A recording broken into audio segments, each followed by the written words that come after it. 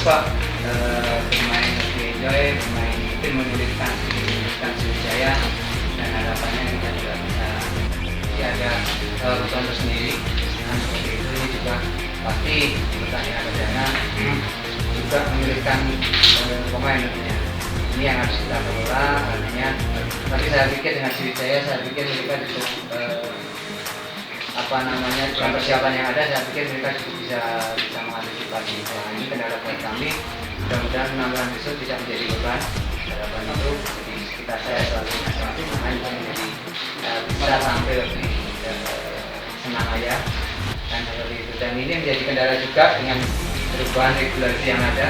Dan itu ini sangat tidak ada buat kami. Sebenarnya target kami sih hanya bertahap sebenarnya kan gitu, jadi main bisa coba masuk lawan besar, tapi ternyata regulasinya berbeda.